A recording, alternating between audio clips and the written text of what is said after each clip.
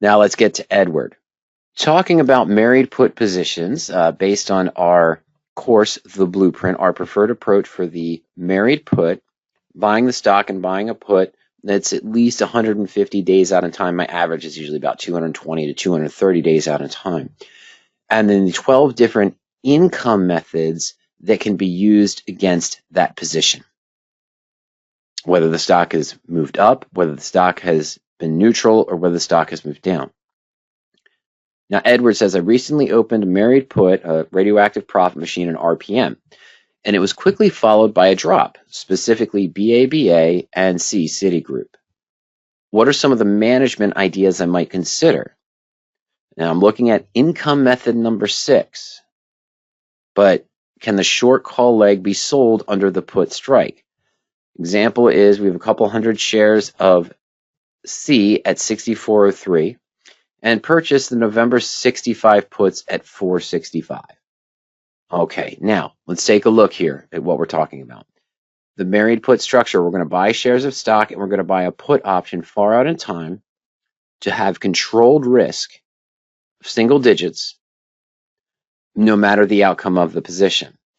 And if we go into the basic search, we'll see here that we have, Fresh Pet here, Pan American Silver at 22. We might buy a January 24 put that's 231 days out in time for a cost of around $4. This would make the total investment $26.10, but the maximum risk, since we're guaranteed to get 24 back in the worst case scenario, is only $210, or 8% of what we invested into the position. Now let's take a look at this on the profit and loss chart. Why am I buying a put option that's roughly 1/5 of the cost of the underlying stock? I'm increasing my cost basis by almost 20% up to $2,600. I'm not going to make a dime until the stock's above 26. Well, if I held Pan American Silver all the way to January expiration, 231 days away, made no adjustments on the position, accepted no dividend if Pan American Silver pays a dividend, then yes, my break even would be 26. But tomorrow, if the stock goes up to 22.50, my put's only going to drop by 20, 25, or 30 cents. I'll be at a profit. The structure, as discussed in the full course, The Blueprint, for this limited risk follows 3 main core principles. Number 1 is FIST, forcing an ideal size trade. Now, let's just get rid of that. Sorry, folks. So let's just go here. I want to do this a little bit. There we go. Okay, so number 1, of course, is FIST, forcing an ideal size trade. What does that mean? In addition to only taking a limited risk, less than 8.5% single digit risk on a position, so we don't fall prey to gambler's ruin, we're forcing ourselves into a position where no matter what happens, this could lose 50% of its value, and we might only be down 5, 6, or 7%. Worst case scenario, all the way to expiration when all time value has been out of this put, well, we lose the 7.7%. Number 2, the radioactive decay line, red line or time decay line, which tells us that options lose most of their value in this 20-day period, 20 to 15 days out.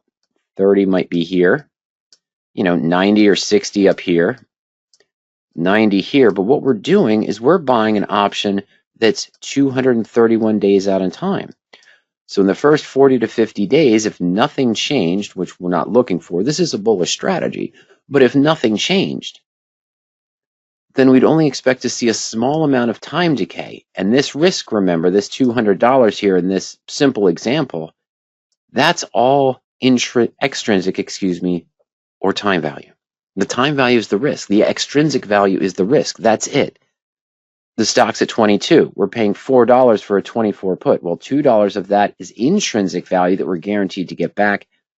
$2 of that is the extrinsic value or time value, but it's going to decay more slowly. Why am I not buying a cheaper at the money or out of the money 1 month out put? Because the time decay is going to be more rapid and I'm going to see that put go to 0 faster.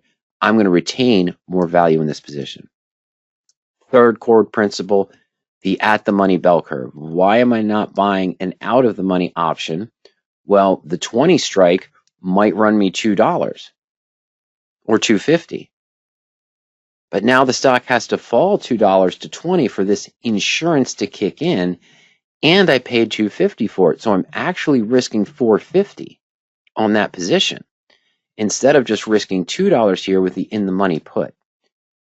But the at-the-money bell curve shows us that the option that's right at the money, the 22 strike, for example, will have the highest time value at this time that I'm entering the position, which means what? Regardless of which month I'm buying the protection, our preference, as you saw, is 150 days out in time, I want to be buying in the money, preferably because it solves the 3 core principles, or out of the money because I don't want to buy into the higher time value. I want to be selling at or just slightly out of the money, not buying where the highest time value or extrinsic value is.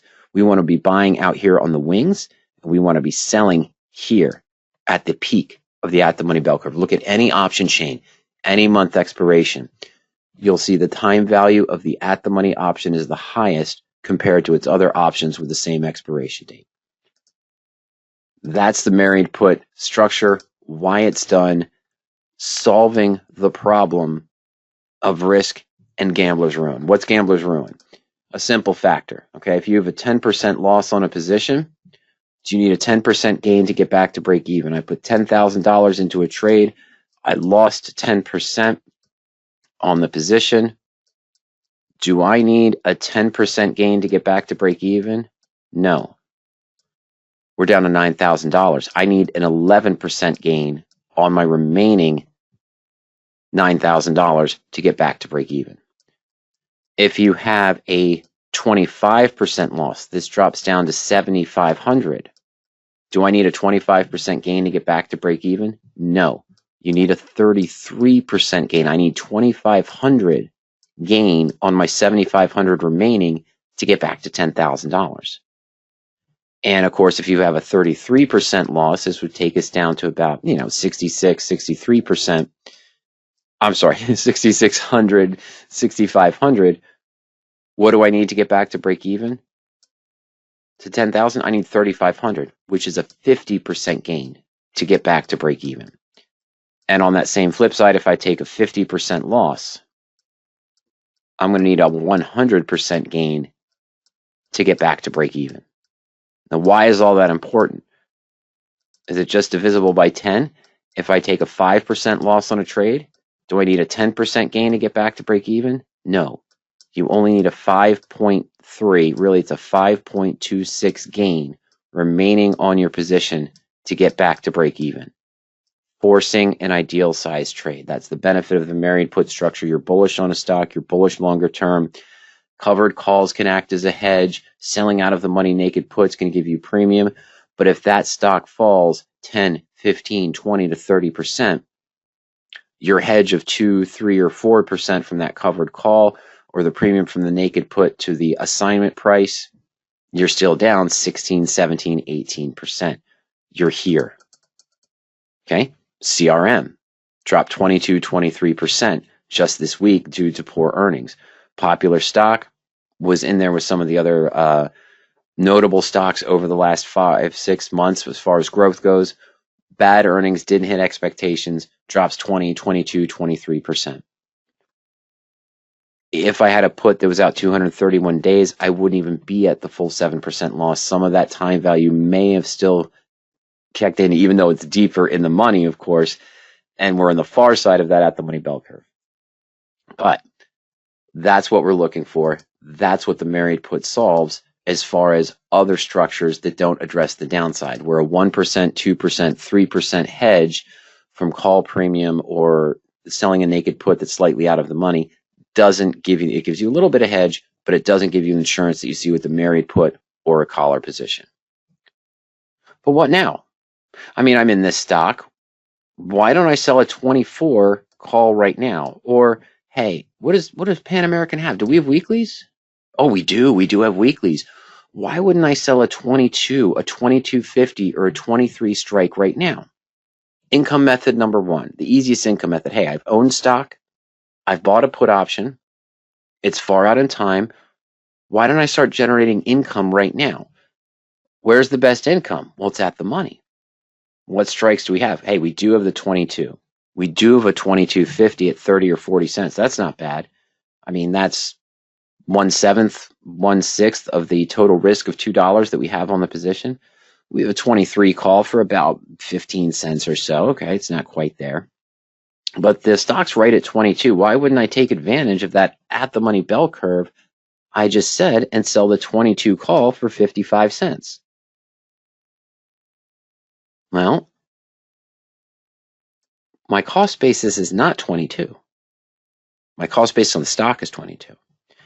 My cost basis on the entire married put position is 26. And I'm guaranteed to get 24 back, and that's a risk of $200 maximum. If I sell this 22 call for 55 cents at midpoint, remember bid was 50, ask was 60, so we'd get 55 cents at midpoint if we're lucky, but let's assume we could get that. Why wouldn't I do this and get some income right away?